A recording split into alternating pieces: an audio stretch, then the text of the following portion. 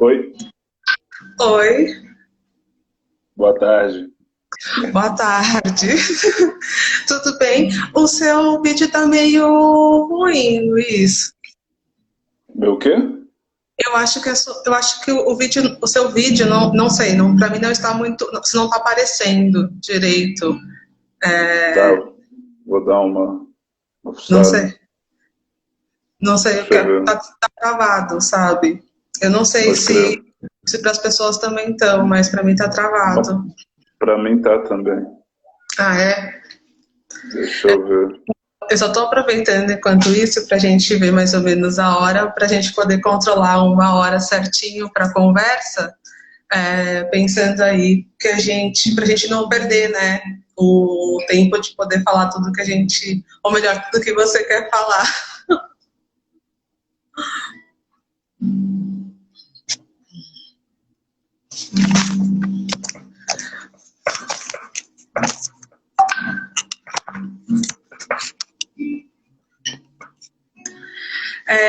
Bom, aproveitando esse momento aí que a gente está esperando. Bom, aqui, vamos ver, ele voltou. Vamos esperar ele entrar para a gente começar aqui a conversar sobre. Aê! Não, mas acho que ainda tá travado. Eu acho que ainda está travado. Cara, eu não sei mexer nisso. Peraí. Eu tentei entrar isso aí. Sempre funciona. Gente, aproveitando enquanto isso. Ah, pronto, agora foi. Aí, ó. Foi. Ah, Tá eu indo. sempre tomo susto dessas coisas. Bom, Ah, é, enfim, vamos começar aqui essa live, Conexões Literárias, mais uma vez. Lembrando que semanalmente, aqui às 17 horas, às quintas-feiras, às 17 horas, acontece aqui no Instagram do IELA, do Instituto ELA, né, Conexões Literárias, que é um bate-papo aí sobre literatura, sobre. É, enfim, e aí a gente sempre traz alguém aqui para discutir um livro e a partir do livro também falar sobre outras questões, abrir para outras possibilidades. E hoje nós temos aqui o sociólogo, mestre em ciências sociais, Luiz Fernando, para falar sobre Admirável Mundo Novo de Aldous Huxley, né? Uma distopia aí escrita em 1931 e que passa aí num futuro, né? Em que uma sociedade é organizada aí de uma forma mecânica e, enfim, eu não vou ficar falando muito porque eu quero que o nosso convidado abra aí, faça as honras da casa e faça um resumo aí. Então, a gente vai dividir em alguns blocos aqui para ficar mais fácil e a gente não perder nenhum dos temas que você tem para discutir conosco. Então, a gente vai começar falando mesmo, trazendo um resumo do livro, e aí, a partir daí, a gente vai discutindo os pontos e levantando as discussões que são importantes aqui para serem trazidas. Vou aproveitar e pedir, antes de a gente começar, antes de eu passar a fala para o nosso convidado, eu quero pedir aqui para vocês curtam aos montes aqui a nossa live, mandem coraçõezinhos aí e utilizem aquela setinha aí para convidar os amigos, as amigas, os amigos, convidem todas, todos, e para virem aqui participar desse bate-papo conosco, ok? Vamos lá? Pode começar, Luiz. Bom, primeiro eu preciso fazer uma apresentação mais decente de você, né? Enfim. acho que não Bom, o Luiz. precisa. Não precisa. Precisa, vamos lá. O Luiz, ele é mestre em Ciências Sociais pela Federal de São Carlos e atualmente ele é coordenador de políticas de igualdade racial na cidade de Araraquara. Né? E também é um dos nossos colaboradores aqui, um dos nossos parceiros do Instituto ELA. E um prazer ter você aqui conosco. Boa tarde, Cimeia. Está ouvindo bem? Boa tarde. Sim, estou. Espero que todo mundo esteja também. Para mim é um prazer, é um desafio também, nunca tinha feito nada parecido. Mas para tudo nessa vida tem a primeira vez, né? Também nunca tinha vivido uma pandemia, então a gente está inaugurando várias novas formas de se perceber, né? Mas eu acho que o principal aí é a gente ir para os finalmente, né? Agradecendo a todo mundo do Instituto, mas temos um trabalho a fazer, né? Eu estou bastante ansioso, e que é discutir um pouco do Admirável Mundo Novo, do Aldous Huxley, né? Como você já apresentou, que é uma obra daquelas que mais fascinam e perturbam ao mesmo tempo várias gerações, né? Geralmente muita discussão em torno dessa questão da existência humana diante dos avanços tecnológicos, científicos e tudo que é ciência, que a gente está discutindo tanto hoje como algo fundamental para a gente poder sustentar a própria vida diante de uma calamidade internacional, uma pandemia, algo que vem realmente recolocar a gente na própria existência. Então essa obra ela acaba sendo bastante atual, como acho que toda obra que discute os fundamentos, as essências das coisas acaba sempre sendo, porque são dilemas de hoje, de ontem e enquanto estivermos por aqui talvez continue sendo. E acho que toda a fascinação, toda a discussão que tem em torno dele, né, acho que a gente pode, até já tinha pensado em falar de cara, né, as apropriações que tem aí, por exemplo, na música brasileira Admirável Gado Novo, do Zé Ramalho, Admirável Chip Novo, da Pitty, e acho que até no livro, claro que você lê a música, você entende o que está falando, né, a Pitty, acho que a própria música já diz, né, falando dessa questão da tecnologia, e como a gente acaba sendo sempre conduzido por imperativos, né, de consumo, de comportamento, de atitude. E Admirável Gado Novo, do Zé Ramalho, uma música da década de 70, falando bastante da vida, da condição do trabalhador, né, do retirante nordestino, falando dessas migrações e da perspectiva daquele povo que está meio que marcado para ter um tipo de destino, né? Então, são apropriações fortes que vai dizer muito do que é o universo desse livro, que para mim, até eu ler, eu confesso que me estimulou a ler foi o convite que vocês me fizeram. Não, talvez eu não tenha lido, acho que não é uma boa leitura para fazer numa quarentena, que a gente faz do jeito que é possível. E para mim não é nem um pouco confortável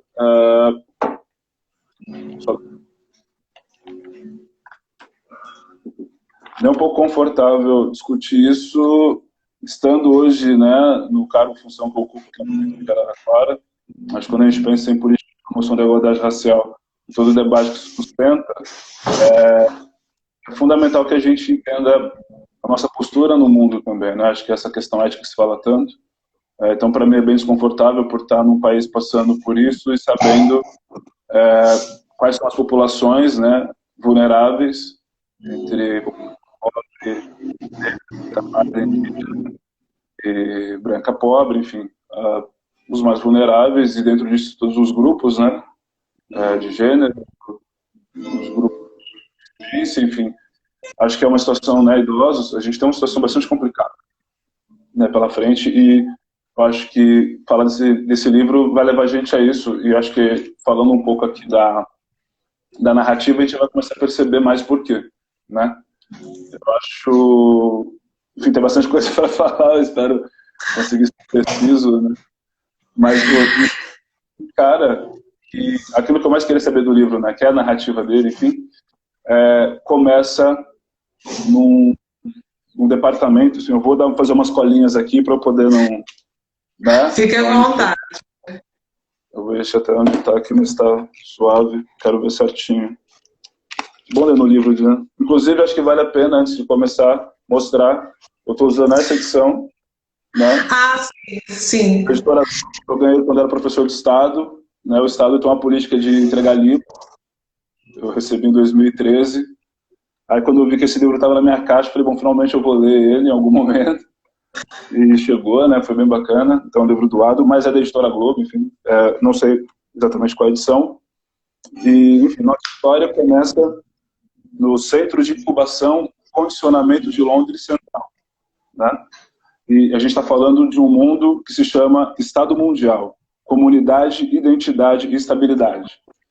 Então, ele já dá a chave de cara, né? Acho que o Huxley, ele é muito sagaz, ele já coloca de cara para a gente uma questão importante, que é esse mundo já não é o mesmo mundo, ele está falando de 632, se eu não me engano, depois de Ford. Sim, eu acho muito interessante essa relação que ele faz com o depois de Ford, né? Fazendo essa referência aí a Henry Ford, o criador lá dessa produção em série, né?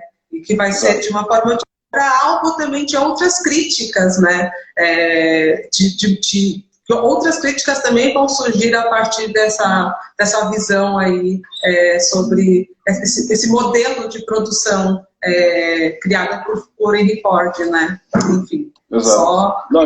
Não, perfeito, cara. Porque isso acho que dá o tom, acho que é algo muito forte, né? Em algum momento do livro. Eu não tenho leitura linear, então, né, eu sou de tradição oral. São exercícios que a gente aprende a fazer no mundo ocidental. Mas, assim, antes, né, no meio da narrativa eles vão contar que depois de Ford, como o cristianismo e as religiões no geral eram um problema para o desenvolvimento humano, nessa perspectiva, as cruzes que existiam, eles cortam e viram T, né? Tiram a parte superior e viram T. Referência ao Ford T, né? Ford. E, de fato, isso é um marcador de um novo mundo, né? Assim, acho que o Huxley está discutindo ali bastante com a indústria cultural dos Estados Unidos. Essa todas as estão apontando isso até para a escolha do Ford, mas em alguns momentos também vem a figura do Freud de maneira muito decisiva também, porque eu penso que ele está falando de duas transformações humanas fundamentais, né? Nas técnicas, na forma de perceber o mundo, mas também nesse entendimento desse ser para dentro, né? Tem, inclusive, na sua essência, pulsões que são de sua animalidade ou da sua natureza, né? Eu acho que o ele vai fundamentalmente tratar do limite da questão entre natureza e cultura, né? E como isso se aplica uma perspectiva futura do ser humano. E a gente sabe, quando a gente fala do ser humano, que ser humano a gente está falando, quais são as ideias que fundamentam, que sistema que fundamenta isso.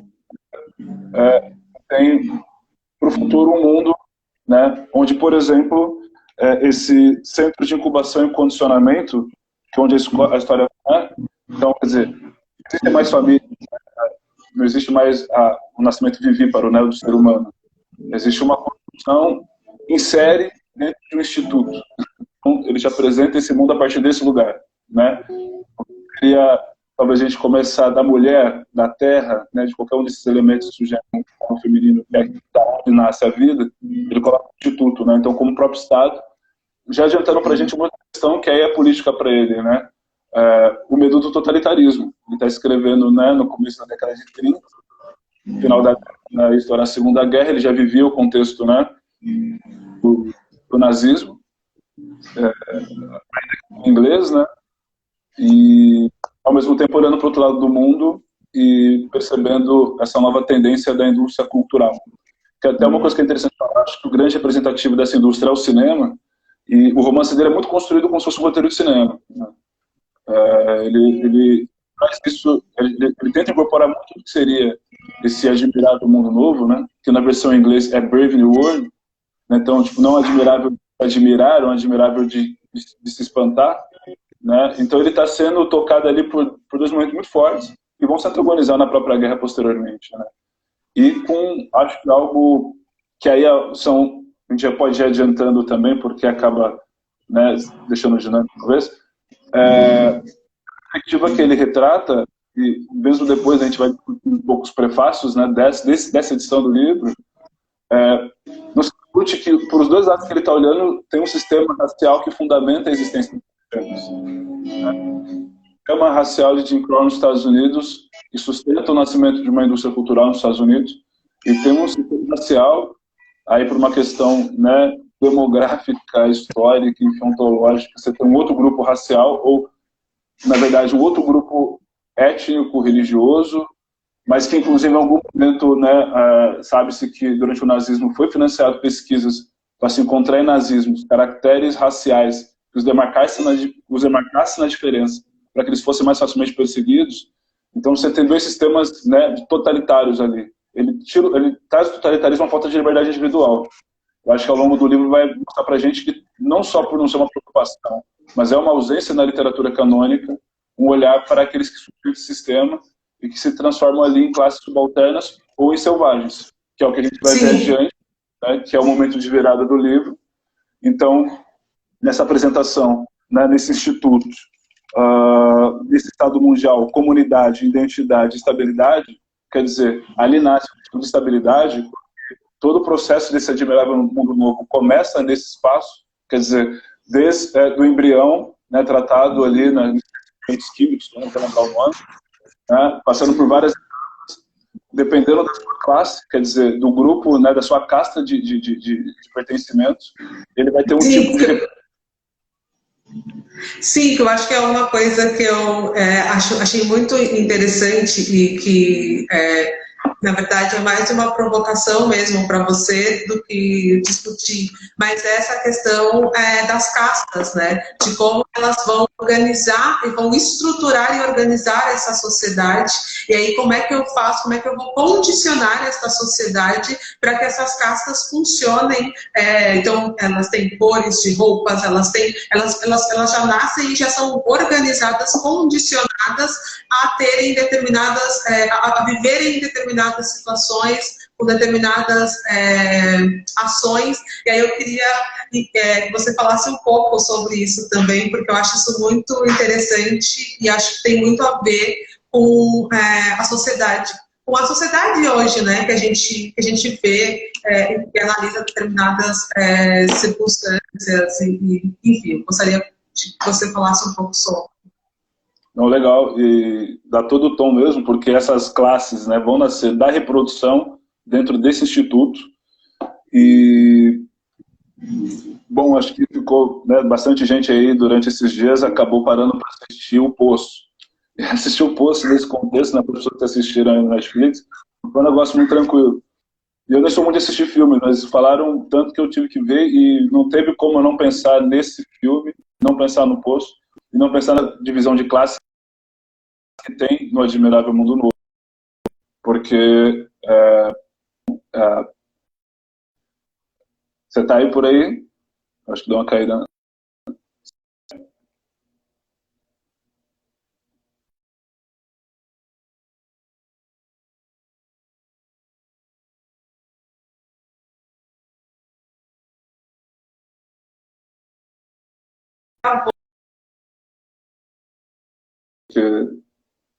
Para você.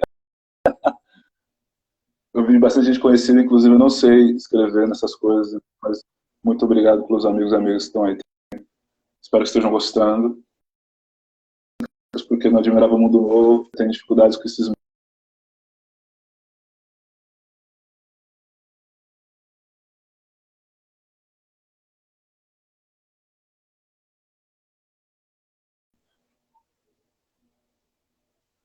Se não é...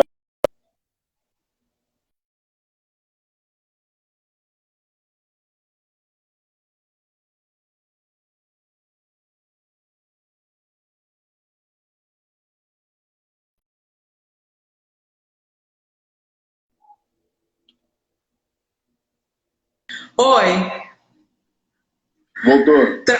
Voltou, gente, voltou. Aí, Vamos lá. Vambora. Então, é o seguinte, uma coisa que eu acho legal no post, que eu vou partir dele, vou dar um spoiler, as pessoas não gostam, né, mas eu não vou falar muito. É que assim, a gente não vê da quinta classe para cima, né, do quinto patamar para cima. Eu acho uma coisa interessante porque betas e alfas, que são os dois grupos superiores, né, os alfas são os mais superiores, os betas estão atrás dos alfas, então uma hierarquia mesmo, né, vertical. Eles não são grupos bucoviniscados, desculpa. Eu sei, você está falando, eu não vou me lembrar também. E é esse processo que se passa, né, de que eles pegam um embrião e transformam um embrião em uma máquina de gêmeos, né? Então são muitos gêmeos que são feitos a partir um único óvulo, exatamente numa ideia de massificação dos operários mesmos, né? Que são essas castas inferiores, que são os trabalhadores braçais, né? Então, essas duas castas superiores não passam por este processo. Exato. Então, eles são, né, só de apenas um óvulo, dos gamas, deltas e ys, são feitos esses grupos de gêmeos. Então, eles são todos muito parecidos. Esses grupos, né, gamas, deltas e ys, de acordo com a sua subclassificação, vamos dizer assim, eles vão recebendo adição de mais alguns outros produtos e sofrendo alguns abalos para que já sejam acostumados, né, condicionados na sua condição futura, e recebem doses de elementos químicos para que eles, somente a ausência de oxigênio, para que eles tenham estrutura óssea e os cérebros menores, né? Então você vai demarcar o lugar, né, do que a gente chama de subalternidade, né, dos grupos que sofrem mais com a desigualdade, enfim, por conta desses traços físicos, né? E de um cérebro condicionado a apenas uma atividade. Então, de alguma forma ele está trabalhando com a questão da padronização mesmo, né? E tudo isso dentro do laboratório, utilizando de outros animais, enfim, para compor esse universo, né? Com todos, né? Falamos de placenta, enfim, de outros animais que vão formar esses grupos, né? E não é uma coisa tão absurda, inclusive, né? Já falando desse ponto, se eu não me engano é ectogênese o nome disso. Na época que ele estava escrevendo, acho que já havia discussões sobre isso, que é fazer um ser humano nascer fora de um útero, né? E aí, se a gente pega, por exemplo, o filme Eu, Robô, que o Smith, né, faz aquele cara que está ali entre os dois mundos, e não por acaso esse cara é negro, a gente vai falar um pouco disso daqui para frente, né, o Smith faz papel, não é à toa. Ele mostra um lugar onde os robôs nascem de placentas, né? Enfim, você tem uma... Isso é uma coisa meio que permeia o imaginário, e não é um imaginário de ficção científica, né, porque a gente vê que as discussões dos grandes laboratórios, até virem vírus e coisas como essa que mostram para a gente nossos limites, eram coisas nesse sentido, né? E o próprio, já adiantando, né, o próprio Huxley vai dizer que a preocupação dele era com a técnica científica da questão biológica, né? Acho que isso mais do que a técnica externa, a gente vai perceber que ele não prevê que esse avanço técnico ia chegar, né, no refinamento, talvez a gente pode dizer assim que chegou. Ele trata muito ainda com categorias, né, macro, que é a visão da época, mesmo exercendo em inglês. Mas a gente tem essa questão aí, né? Enfim. Vamos ficar muito nisso. Acho que essas classes, elas vão estar mostrando muito para a gente, refletindo muito para a gente, de fato, o que é o próprio mundo hoje. Quer dizer, existe uma questão hoje no mundo que acho que essa é a minha grande preocupação e que o livro traz de cara. E tem que se falar nisso agora, porque quando ele traz a biologia para discutir, para mostrar essa questão, a gente não pode esquecer que o século XIX é o século do nascimento da biologia como ciência, né? A gente tem na base dele, nos estudos de anatomia, a dissecação de Sarah Baartman, que é uma mulher negra, né, que é a Venus Hottentot, e que os restos mortais dela foram devolvidos para a África do Sul, se não me engano, na década de 90. Sim, acho que foi 95, se não me engano, 95, 97, eu não vou me lembrar, mas foi na década de 90 mesmo, quando então, o Mandela pede, né? Exato. Extremamente recente, né? Sim. E isso é a base da biologia moderna, junto com outros eventos, né? Da própria Inglaterra, do Charles Darwin, inclusive, em algum momento ele vai usar algum personagem e colocar o nome de Darwin, né? E toda a discussão da evolução das espécies, né? Do próprio ser humano, a questão de sermos, né? Temos um ancestral primata em comum com outros macacos, e tivemos desenvolvimento enquanto seres humanos, enfim. Isso, na época, era uma novidade também, né? E o imaginário desse reflexo no mundo seria o neocolonialismo, né, na África. As higienes étnico-raciais nos países recém-independentes nas Américas, né? Os exemplos mais fortes da Argentina e do Uruguai, mas o Brasil teve também, né? Em 1911, Carlos Batista Lacerda, se não me engano, enfim... que era um proeminente antropólogo, assim, da época, viajou o mundo, né, e no Congresso das Raças, se não me engano, ele dizia que em 100 anos o Brasil seria um país branco, né?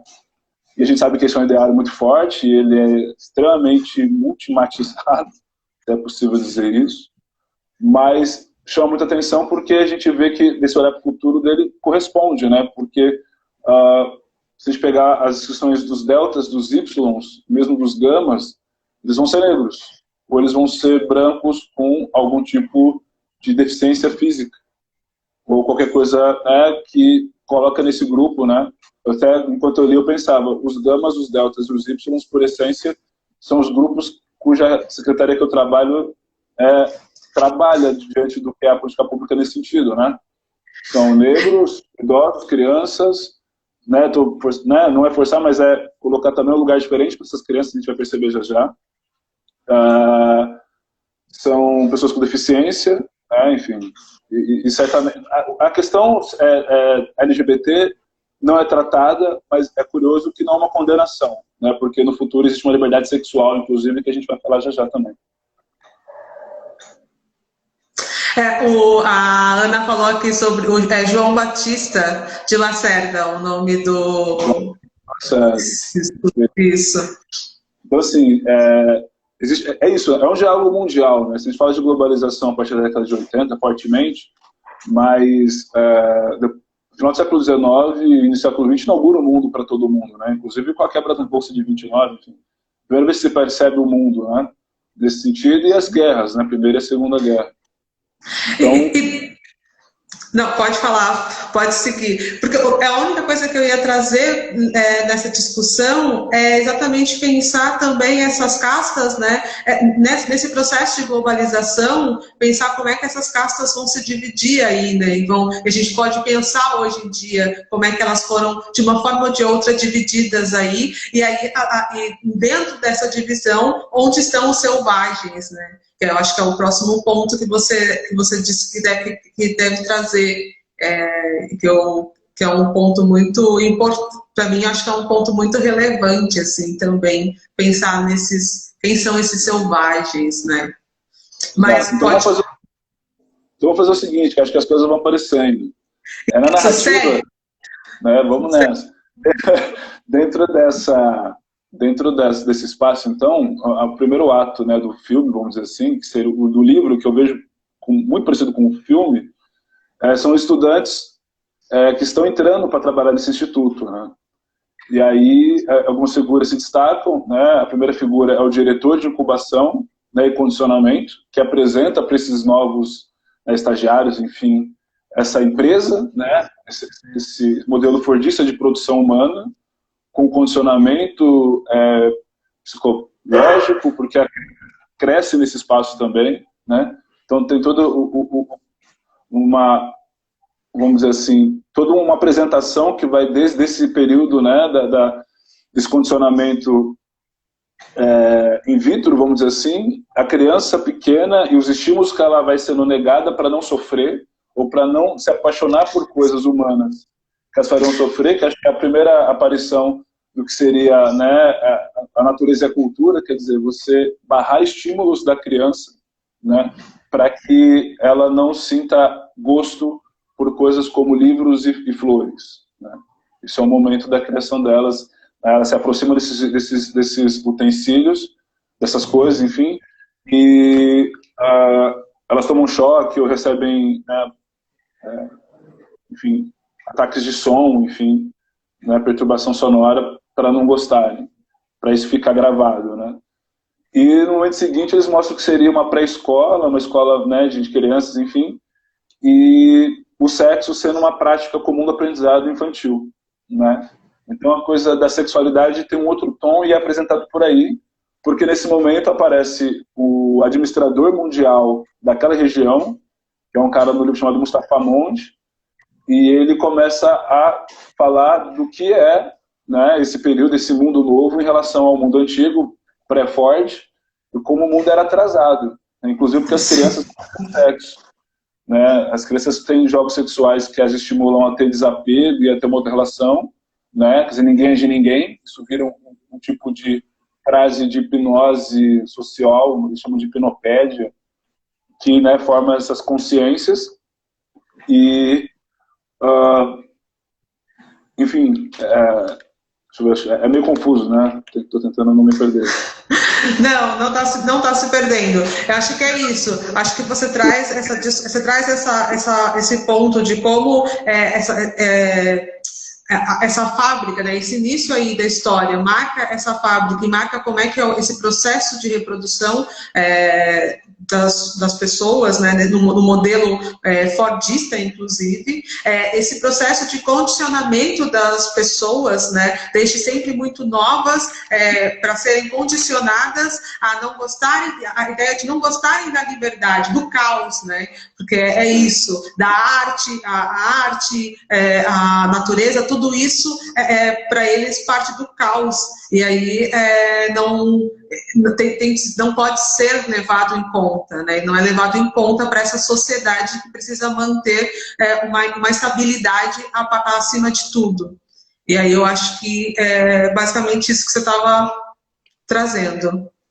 Exato. Aí você foi falando, eu dei uma colinha aqui também, nas coisas que eu separei, para a gente perceber a sutileza de algumas discussões, enquanto eles estão apresentando esse espaço para esse grupo de estagiários, ele vai dizer que a produção deles é pior do que de outros lugares do mundo. Ele vai comparar com a Singapura e com Mombasa, que, se não me engano, é o Quênia.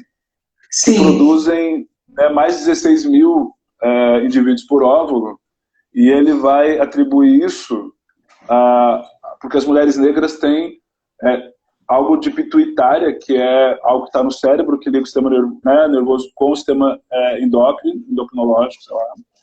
E é como se as populações que estão nesses territórios tropicais, então ele reforça, né, aquela coisa do determinismo geográfico, sim, fossem mais aptas, né, à reprodução. Enfim, então a gente vai começando a perceber, nesse Admirável Mundo Novo, os vários lugares, né? A narrativa vai denunciando isso vai sendo de alguma forma discutido, por mais que ele não esteja exatamente preocupado com isso, né? E voltando lá para as crianças, a questão da sexualidade, acho que tem uma coisa que é importante dizer: nem todas as mulheres vão nascer com possibilidade de ter filhos, né? Porque parte dos grupos de mulheres são já em laboratório esterilizadas, né? Então, porque eles têm um controle de natalidade, eles têm um controle, né, de como as pessoas têm que nascer. Acho que isso é importante. Produção. E de produção, porque isso vai explicar para a gente a grande virada lá dos Selvagens, né? Porque tem né, ali realmente o livro se apresenta, acho que na preocupação fundamental do autor, e acho que aí suscita as discussões que vêm posterior, por mais que sempre a maior parte da crítica fique realmente em torno dessas questões técnico-científicas, né? E nessa anti-utopia ou distopia, né? Não seria o fim do mundo, mas um mundo totalmente regulado, desde o laboratório, né, e na vida adulta, por todos os condicionamentos, mesmo os exteriores, né? Então o cinema como um espaço de uma plena experiência sensível, né, que é muito mais importante do que os enredos dos livros, do que, né, as obras humanas ou a natureza em si, que perturba esse estado de estabilidade, né? Quando eu falo da própria questão idosa, depois ao longo do livro vai se mostrando para a gente que eles conseguem resolver isso, né? Nessa apresentação mesmo ele vai dizer isso. A questão do idoso, quer dizer, eles têm fórmulas e elementos químicos que vão manter a pessoa basicamente como um adulto, né, jovem, até os 60 anos, e com 60 anos basicamente todo mundo morre, né? E morre ainda sendo queimado e sendo reaproveitado para alguma coisa. Então, assim, seria a vida perfeita do funcionamento do mundo, né? Mas com todo esse sistema que não te permite sair da caixinha, e que, né, faz os corpos, né, então, essa questão da reprodução. Esses corpos precisam ser controlados, né? A questão de receber o poder e tudo mais está colocada, né?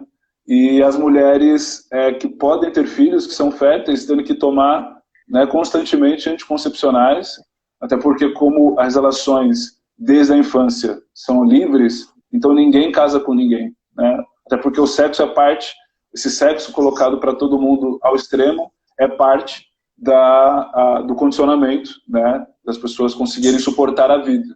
Então, as angústias da vida, aquilo que a gente sente, né, os instintos, a questão dessa sensibilidade, ela é toda castrada, né? E a vida é bastante limitada a essa programação, para que não haja mais dor e sofrimento, né? E ele vai explicar que isso tudo não se consegue de qualquer forma, né? 100 anos depois de Ford, houve uma guerra. Uma das críticas que se faz ao livro é que ele não trata das questões nucleares. Mas ele vai dizer que 100 anos depois do Ford ter uma grande guerra. Eu fico extremamente assustado, porque a gente está um pouco mais de 100 anos, né, do Ford ter, e a gente pode esquecer que antes, né, da explosão aí, da pandemia de Covid-19, acho que a discussão geopolítica mais forte no mundo era a questão Estados Unidos e Irã, né, e toda a questão nuclear. Então, assim, isso não é um negócio que está, sabe, é meio complicado. E ele vai falar que depois dessa experiência de guerra, que se optou por não mais ter essas emoções, né? Se começou a investir nesse mundo externo, né? Não se tem nada de... A gente é uma casca que vive para esse mundo externo. E é legal também, para dizer essa guerra, só para fechar, tem um fuzilamento de pessoas que defendem a cultura. E aí se encerra com qualquer forma de ser humano pensar autonomamente. Assim.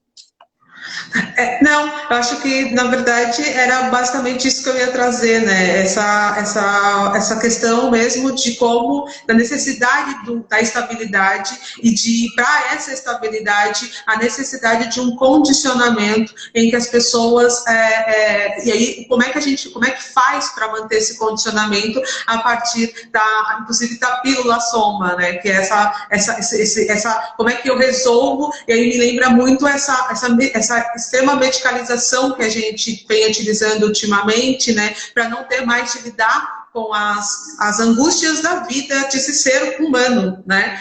Ser humano é também lidar com a sombra, né? Com a angústia desse ser aqui e de não saber exatamente o que faz aqui, como é que faz, para onde vai e assim por diante. E aí como é que a gente tem utilizado um excesso de medicalização, né? O quanto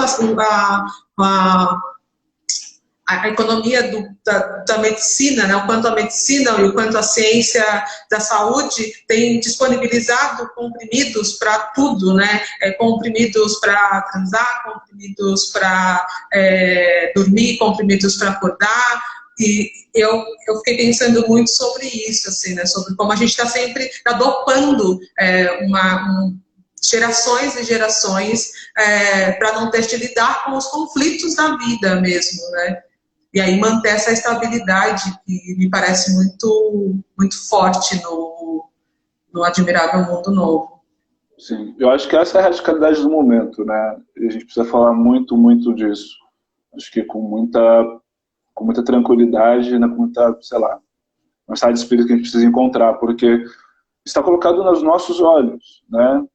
Acho que Sim. A pandemia, ela vem colocar, parece que, como se fosse um julgamento final mesmo, é complicado, né? Eu sou selvagem, né? Eu sou um selvagem falando do livro. Então, eu sou obrigado a pensar também com as narrativas que me ensinaram sobre o que significa existir, né? E parece jogar, né, no juízo final, porque é o seguinte, acho que a escolha que está dada, e tem uma entrevista, acho que se não me engano, do Edgar Morin, que fala disso. Eu não gosto de ficar citando essa rapaziada, mas eles são bons, né? Vai lá. Brincadeira. Mas, assim, é uma escolha, porque... E essa escolha, no prefácio do Aldous Huxley, em 1946, vai aparecer também. Sim! Ou não tem... E essa mudança não é uma mudança que vai vir de cima para baixo. O totalitarismo vem de cima para baixo, né? Sim. A gente sabe que tem categorias de trabalhadores que não trabalham sem algum tipo de substância química regular, do café, mas falando sério, a gente sabe que categorias inteiras se sustentam, isso é de conhecimento público, não é dito publicamente, né? Mas nós sabemos o que, inclusive dentro das universidades, que também foi obrigada a produzir como uma empresa fordista ou toyotista, enfim, e quantas pessoas, né, sem ter de fato reconhecimento quanto cientistas, e sendo cobradas nesse momento, principalmente na área da saúde, da biologia, a dar uma resposta, mas quantas pessoas vieram adoecendo durante esse processo e remediando isso, como você falou, com esse tipo de medicamento. Sim, agora eu vou fazer a capricorniana da conversa. Sim, vamos lá, vamos organizar isso. Olha só, eu preciso... Porque eu queria que você falasse um pouco sobre a questão do selvagem, para a gente poder falar sobre os prefácios, porque eu acho muito interessante também trazer essa discussão sobre os prefácios. Mas pode falar primeiro o que você ia dizer, e aí depois eu queria que você falasse um pouco sobre os selvagens, e aí depois a gente pudesse falar sobre os prefácios. Bom, show de bola. Acho que agora a gente vai pegar uma dinâmica. Acho que tá, vamos pegar. Mas acho legal porque aí começa, né? A gente fala muito de lugar de fala, né? Quando você me apresenta, são coisas que foram se somando à minha existência ao longo da minha vida. Inclusive a função que eu tenho hoje, né?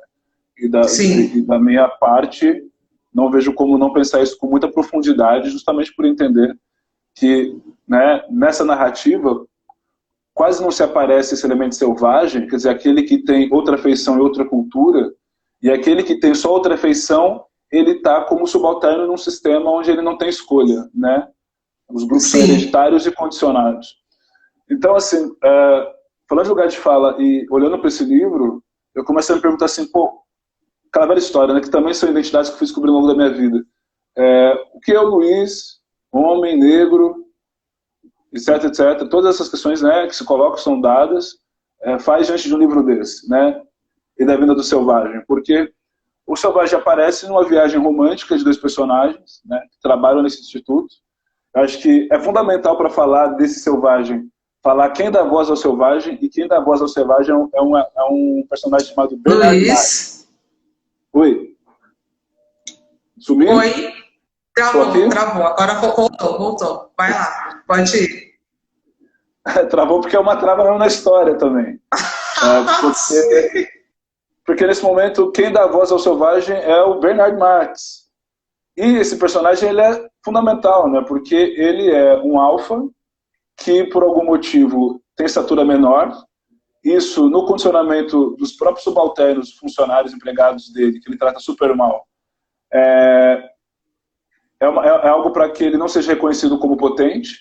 Ele tem várias crises, conversa com outro personagem, que é o Helmut, que seria também alguém fora da curva, mas com atributos positivos nesse sentido, né?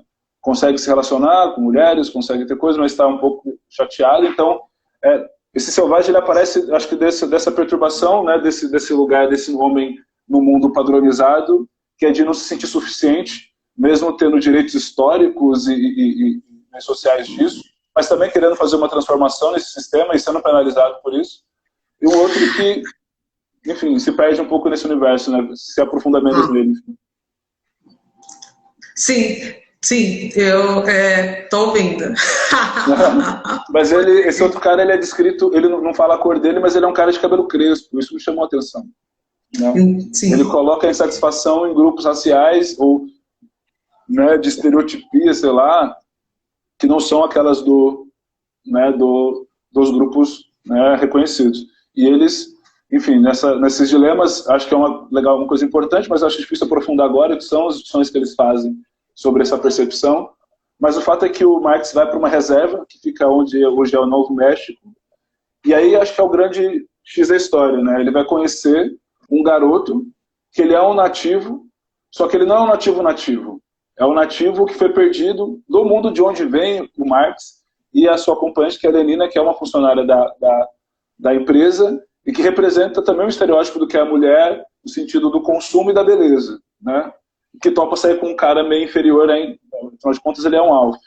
E topa essa aventura também porque também tem, né, os seus lampejos de falar, puta, eu não quero ficar só nesse lugar de alguma forma. E esse lugar desperta eles, primeiro porque eles veem pessoas velhas, eles veem pobreza.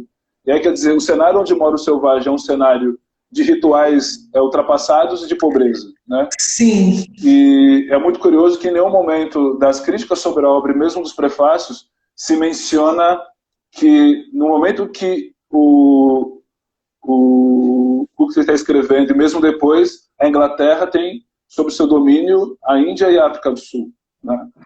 Então, essa mistura de pobreza e cultura, e aí essa pobreza como resultado de um processo de exploração que o neocolonialismo provoca, que as colonizações provocaram, que sustenta esse novo mundo que a gente está às portas do ponto de vista dos recursos, né? Quer dizer, elimina-se vida sistematicamente há 5 séculos para chegar nesse momento do bravo novo mundo, e você vê ele representado a pobreza e cultos misturados, né?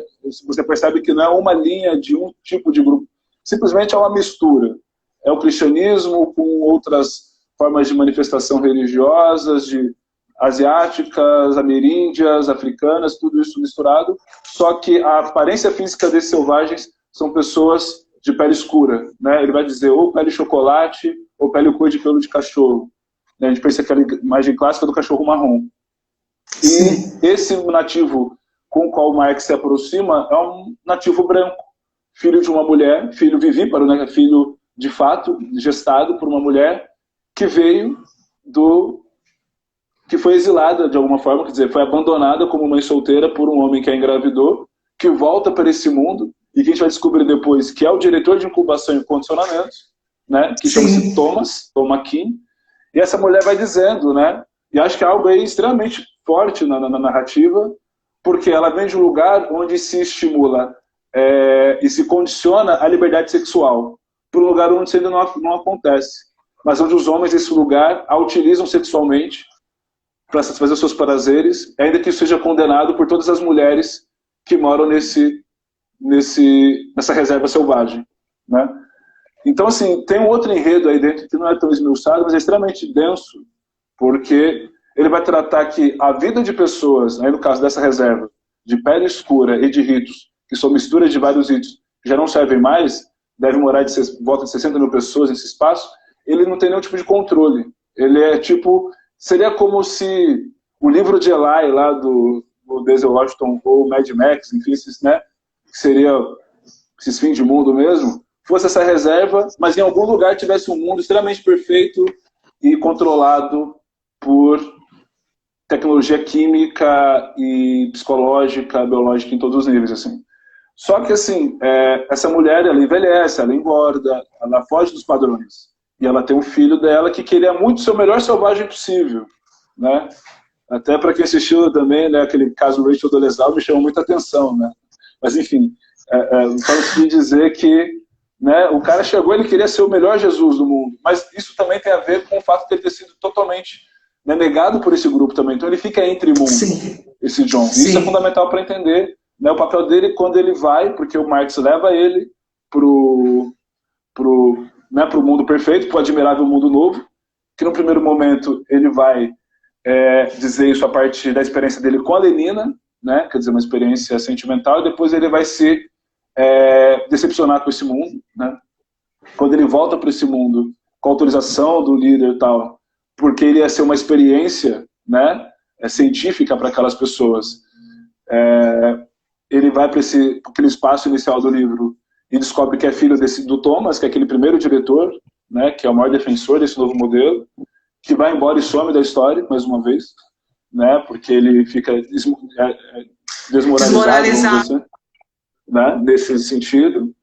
A Linda morre, quer dizer, que é essa mulher, né, que uma das coisas que ela fez, inclusive, que é fundamental, é ensinar o John, que é o filho dela, a ler, que é o selvagem, né? Sim, então, é um clássico dos selvagens, né, mais uma vez, é o bom selvagem, né, a gente já viu isso em várias narrativas, né, sobre o encontro de dois mundos. Então ele é o bom selvagem, que se choca com aquele mundo, que foge das intenções amorosas da Lenina, porque aquilo seria impuro. Então ele é um pouco ingênuo, um pouco, né, uma imagem, enfim, ele não completou o ciclo cultural, né, por mais que ele seja filho daquilo, ele não completou esse ciclo. E ele fica nas indagações e se junta com Marx, que consegue muito, muito prestígio por apresentar o selvagem, mas cai num vazio porque ele apresenta o selvagem e quer mudar as coisas, ele é exilado, né? E o selvagem fica como uma peça ali de admiração numa reserva dentro desse espaço, vamos dizer assim, um espaço isolado, né? Fugindo dessas coisas todas, até que ele começa a ser como se fosse um personagem de um circo. E aí ele termina, né? Enfim, não sobre mas... Então, assim, acho que agora você pode terminar falando dessas coisas. Tá, agora a gente tem 10 minutos para você falar um pouco sobre os prólogos, que você, enfim, se você ainda quiser fazer isso, ou fechar aí, fazer o que você achar melhor, ou se você quiser discutir, fique à vontade, vamos lá. Não, eu vou fechar com isso porque eu acho que, para mim, foi fundamental também na leitura, né? E por vários motivos, né? A gente sabe que esse debate ele é muito atual, não porque ele é atual, porque ele é um momento, ele é de agora mesmo, ele está dentro do seu tempo, Sim. ele é um desafio para nós, né? Para além da novela cotidiana, que infelizmente se transforma nos dramas da gente, existe essa discussão, e se ela não for feita, se a gente achar que é só uma crise, e não entender que tem um processo mais robusto por trás, a gente vai ter problemas, né? Antes de entrar no prefácio, isso também já é parte das minhas considerações finais de 10 minutos, eu não quero falar uma coisa, eu quero que a gente aprenda a ler essas literaturas, né, que não falam diretamente da gente, mas falam sobre o mundo onde a gente vive e que nos colocam num determinado lugar, de sempre, e na mira da extinção, e isso não é qualquer coisa, a gente já percebe isso pronto para acontecer, né, olha os Yanomamis, enfim, você tem toda essa discussão que está em pauta, né, mas eu gosto de pensar que a gente vai ter que ler tudo, né, enfim, não tudo, mas enfim, a gente vai ter que aprender a ler de diversas formas, como, por exemplo, as tartarugas ninja, né? Acho importante porque esse dilema natureza e cultura e quem vai poder sobreviver ou não, as tartarugas ninja são 4 tartarugas que vivem no esgoto, né, com nomes de italianos, então dá para perceber que é alguma ligação com imigrantes italianos, né, e sua escala inferior, ainda que heróis, porque é isso também, né, que comem pizza, que é uma comida americana, e que lutam contra um destruidor, né? Existe um cérebro no estômago de um monstro, acho que isso é significativo do que significa também o próprio Ocidente, né? E o destruidor é um homem, um ninja de máscara, não sei se seria um asiático, enfim, mas os 2 capangas dele chamam-se Rocksteady e Bebop, né? Então você colocar, o pessoal fala de racismo, fala muito de cor, né? Cor, cabelo, óbvio, mas eles constroem no imaginário o racismo. Então eles colocam 2 animais africanos, um porco e um rinoceronte, com nomes de Rocksteady e Bebop, que são estilos do jazz, que é a música negra americana, como vilões. Então a gente está dos 2 lados da fronteira. A gente é o soldado que vai matar por eles e vai morrer por eles, e é os inimigos deles morrendo por nós mesmos. Isso, enfim, toda a escala de produção e toda a escala de todas essas coisas.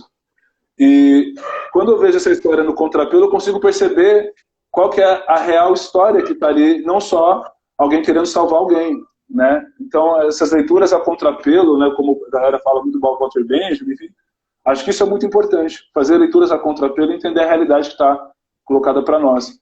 Quando a gente vai para o prefácio, os prefácios, para mim, são leituras a contrapelo. Né? São leituras a contrapelo. Estava falando prólogo. Estava falando prólogo, né? Prefácio.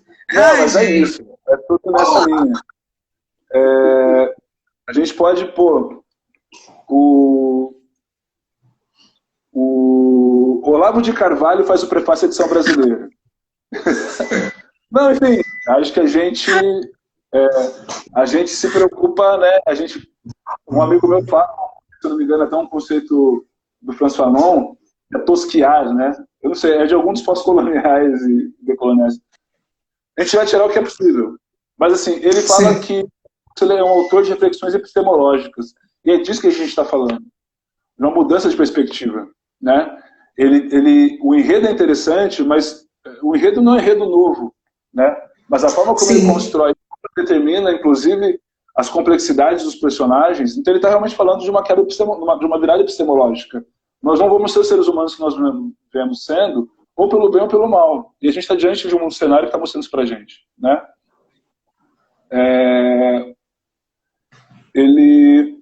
Ele vai dizer que a lógica do romance, o Olavo de Carvalho vai dizer que a lógica do romance ela não é teleológica, ela não está querendo prever futuro, ela está projetando algo que já está sendo gestado e dando uma ampliada nas possibilidades, né, na narrativa, porque a narrativa permite, né, e fala de uma mediocridade satisfeita do progressismo moderno, né. Quer dizer, eu acho que às vezes é curioso, porque um cara como o Olavo de Carvalho ele pode fazer essa crítica e ela é muito tranquila se ele não precisar enfrentar o selvagem e as baixas, né?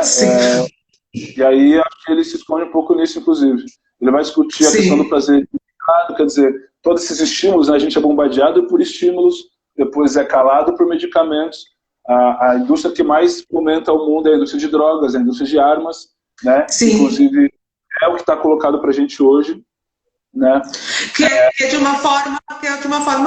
São formas de manter a estabilidade, né? Que é essa militarização, o medo, a gente provoca o medo nas pessoas, esse medo faz com que as pessoas fiquem mais obedientes a sistemas totalitários, né? A gente percebe muito esse discurso no Brasil e nas últimas décadas, né? Esse medo dessa violência que nos fez aí... enfim, não quero me estender porque é você que vai terminar isso. Vai lá. É isso. Não, porque é curioso, né? E, assim, uma das coisas que eu acho muito interessante, né? Eu não sou um leitor assíduo há muito tempo, ainda preciso melhorar muito, né? Inclusive tem obras que dialogam com essa, né? 1984, Sim. do Orwell, né? Tem o Presidente Negro, o Monteiro Lobato dialoga muitíssimo com isso, e é o próximo livro que eu vou ler. Se vocês me convidarem de novo, eu quero discutir isso. Bom saber, já vamos colocar na lista. Fila aí depois, igual no karaokê. Tá depois. Mas enfim, mas eu chamo a atenção uma coisa, cara. Prefácios à obra brasileira, quase sempre, quando são feitos por pessoas de alguns grupos sociais e posicionados no cânone, eles não falam da questão brasileira, né?